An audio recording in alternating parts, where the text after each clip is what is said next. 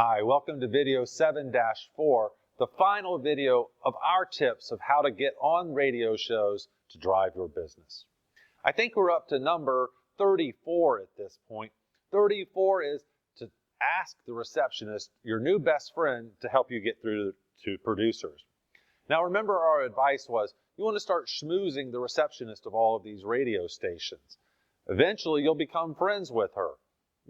Call her every 2 days and say, hey, I'm trying to get through to Phil, the producer. Is he around? Eventually, you'll become friends enough to say, will you do me a favor and just see if they're in the office, or see if you can page them, or just look around for them.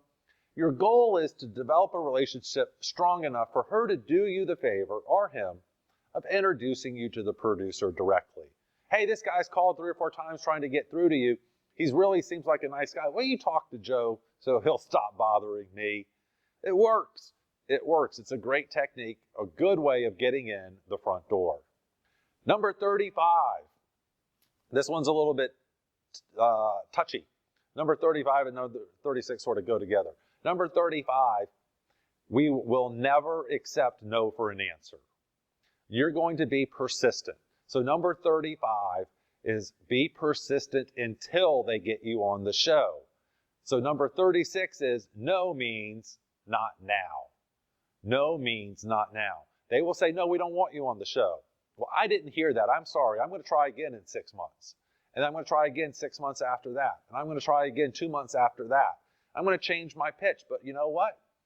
I'm not going to accept no. So number 35 is absolute persistence. Number 36 is that unlike dating, no is a very temporary clause in radio. No, you may not. Can I do it next week?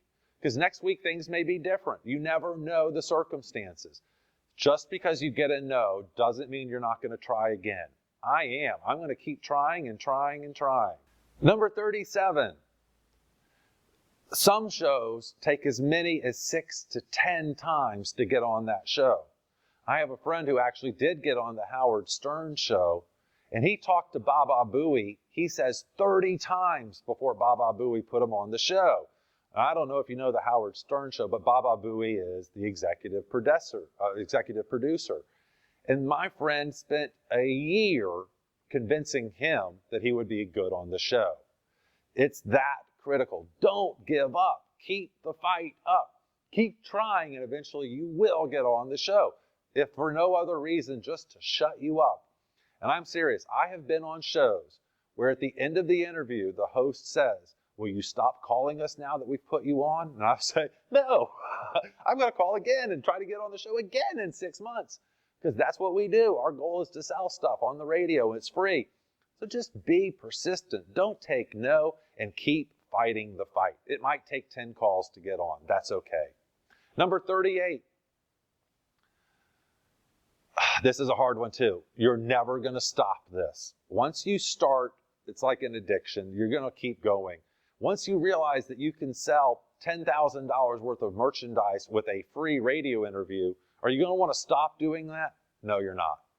So number 38 is, I want you to plan on doing this for an hour a day, every day for the rest of your career. And that's pretty serious. I don't do it an hour every day, but I try to do 2 or 3 hours every weekend. And that's my method. You need to realize that this is an ongoing fight that you're in for the long haul. Get ready.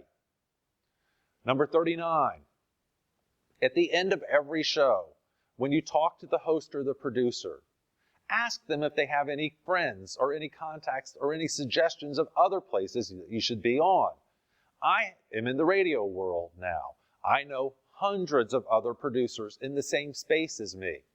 If you were to call me and do a great interview with me, and afterwards, during the chill down period after the interview, or maybe during a commercial, you and I were bantering, and you said, hey, would you hook me up with some of your friends? I would gladly do that, especially if you were a great interview. So I think this is one of the important things. You always reach out to the host or the producer afterwards and say, not only would I love to be a repeat guest, not only can you call me if you have an emergency, I'll be on your show within 10 minutes, but do you have any friends or recommendations of other people that I should be on? Other shows that I should do? I promise you, you will get recommendations. I had one show host who introduced me to 5 other hosts, and I got on all 5 of those shows, including the New York Times Melinda Emerson show that I was talking about a few minutes ago. You can't get better PR than the New York Times, and I got that for free by asking someone else down the stream. Number 40, be ready for a pre-interview before. So you need to realize that a lot of times you're going to be asked questions by the producer in advance that will help set up the interview. Don't be surprised by this. Be ready for it and understand that it's their way of doing business. Another thing that's strange is 99% of the time you will never talk to the host until 2 seconds before you're on the air. Don't expect that. I know the sure sign of a novice rookie is when I email them and say, would you like to be on my show? Or they email me saying, would you like me to be a guest? And then they say, great, can we have a pre-call first? I'm like, rookie, we don't do pre-calls. Don't plan on it. Don't hope for it. Don't ask for it. It makes you look like a novice. You're not going to talk to the host until seconds before you're on the air. Be ready for that. Number 41. Position yourself as the long-term, easy-to-go-to guest expert on a broad topic. So I want everyone in the radio industry to know that if they need anything about entrepreneurship, I am easy to contact. I'm easy to get in touch with. I return reporters' calls within minutes. My wife might call, and I won't call her back in 2 or 3 hours, but I will call a reporter back within minutes, right? Because that will determine whether you get mentioned in the article or not, right?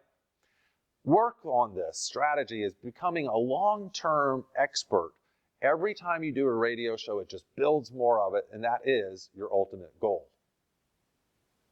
All right, a couple more. Number 42, make sure you know the host implicitly. Make sure you know everything about the host. Again, remember my Rusty Humphries attack interview story.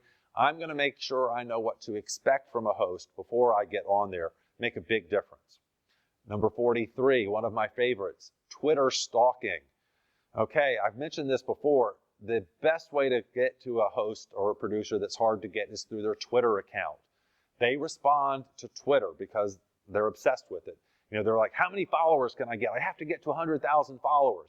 Lots of radio people will tell you how many followers they have. I know I used to listen to Neil Bortz, one of the libertarian guys, and every day he would go, I'm up to 250,000 followers. If I wanted to contact Neil Bortz, the best way to do it would be through his Twitter account. Use that. It's a great way to get to people. And finally, our final tip, number 44, the last one, and perhaps the most important. I haven't mentioned this at all yet. During your interview process, you will reach out to a lot of people. And sometimes you'll get an immediate response saying, we'd love to have you on the show, and you'll be so excited. And then you'll realize that it's a pay interview. There are hundreds, maybe even thousands of radio shows that make money by charging their guests to be on there. Sometimes it's only like a $50 editing fee. For $50, we'll edit your show. Well, what you going to do? Air it without editing it? I mean, come on. Sometimes it will be just a $500 guest fee. I'll tell you this. I've done 175 free interviews. I've never once paid for one. And if you pay for an interview, I think you're crazy because there's thousands of free ones that you could have gotten instead. All right, that wraps up our 44 tricks. Module 8 will be coming up next, and in that module, we're going to show you how to give a great interview once you've actually secured it. Thanks for listening, and we'll be back in just a minute.